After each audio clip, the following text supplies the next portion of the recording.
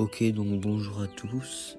Comme le titre l'indique, c'est une partie pédagogique que j'ai jouée contre un adversaire non classé, donc c'est assez dangereux.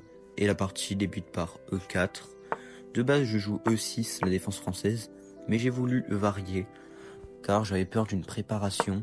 Je joue E5, cavalier F3, c'est la grande ligne. Au lieu de jouer cavalier C6 comme tout le monde, je joue cavalier F6, la défense Petrov.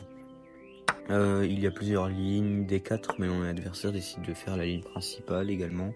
Cavalier prend E5. Et le problème, c'est que je ne peux pas vraiment prendre le pion E4, parce qu'après Dame E2, ça peut être compliqué. Dès que je bouge le cavalier, il y a des échecs découverts où je perds ma dame. Donc j'ai décidé de jouer D6, le cavalier bouge et maintenant je prends. Et l'idée, c'est que D4 est la grande ligne, mais l'idée c'est que maintenant sur Dame E2, la partie, il y a Dame E7. Donc D3, cavalier F6 et cavalier C3. De base, je joue Dame prend E2, mais pendant la partie, je me suis dit que D5 était assez fort car je prends le centre.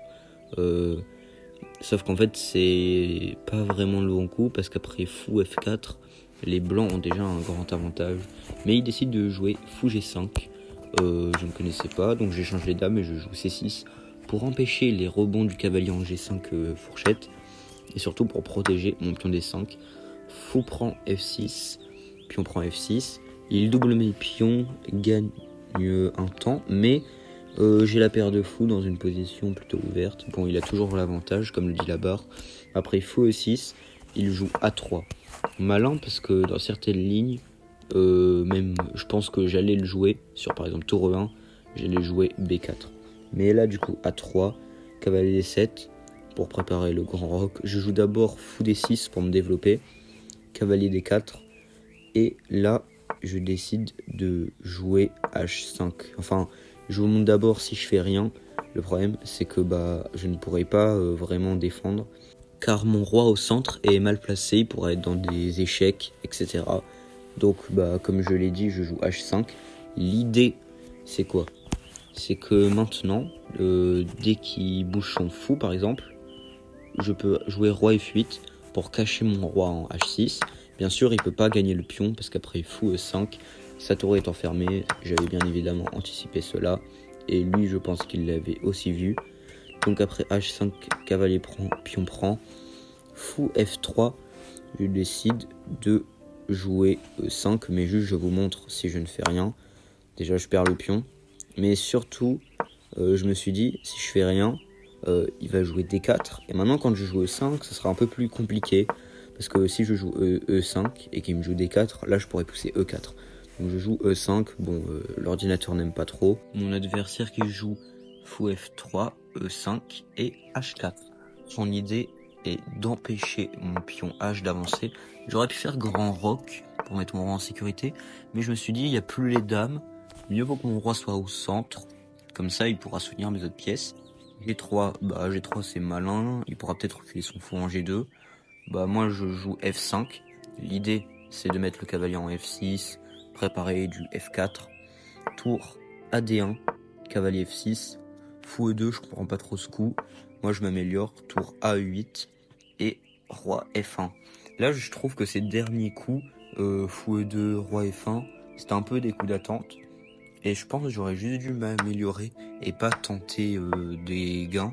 Bien sûr, il pouvait pas faire ça parce que j'avais juste la fourchette. Donc je prends du pion H pour ouvrir la colonne. Il essaye de trouver du contre-jeu avec B4. Moi, je ne regarde pas trop. Je joue F5, je continue mon plan. Cavalier A5. Et là, si j'aurais joué E4, j'aurais eu le gain. Mais j'ai décidé de faire un mauvais coup. Bon, c'est pas vraiment le pire, mais ça va. J'ai décidé de prendre. Mais sur roi G6, j'étais toujours gagnant. Mais j'ai fait une imprécision. J'ai joué roi en E6. Après, cavalier C5. On prend, puis on prend. Je lui ai ouvert la colonne pour sa tour. Et son roi, en fait, il est plus trop en danger. Parce qu'après, tour F8. Même si j'essaye de doubler, lui, il essaye de trouver du contre-jeu en B1. Et maintenant, il joue la tour en F1. Bien sûr, si j'échange toutes mes tours, la finale de pion est perdante pour moi, je pense. Donc j'ai pas décidé de prendre sa tour, parce qu'après tour prend. Si je recule, bien évidemment, il prend, et je perds le pion en B7, puis le pion en A7, et il a un pion passé. Donc je décide de jouer ma tour en F3.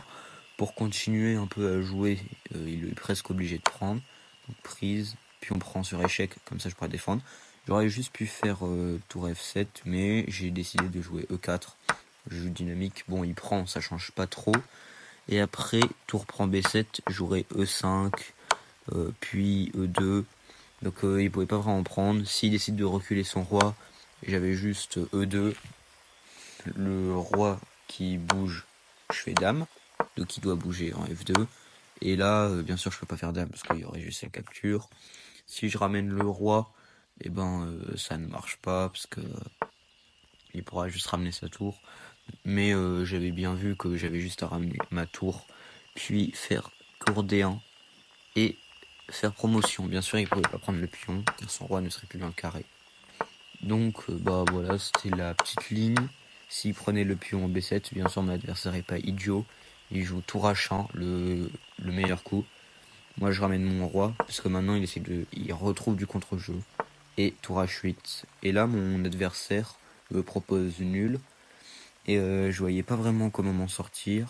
Surtout que toutes les personnes avec moi avaient déjà fini leur partie. Et j'ai décidé d'accepter la nulle. Donc du coup, on se retrouve pour le bilan de partie. Ok, donc plus de 90 de précision, 92 de ma part. J'ai joué comme un 2500 Elo. C'est énorme. Je suis content de ma performance. Malgré les gains manqués que j'ai fait, car comme le disait la barre d'évaluation, j'aurais pu gagner la partie à maintes reprises. Donc théorique. Je connaissais pas trop, ouais, la D5, c'est un peu de l'impro.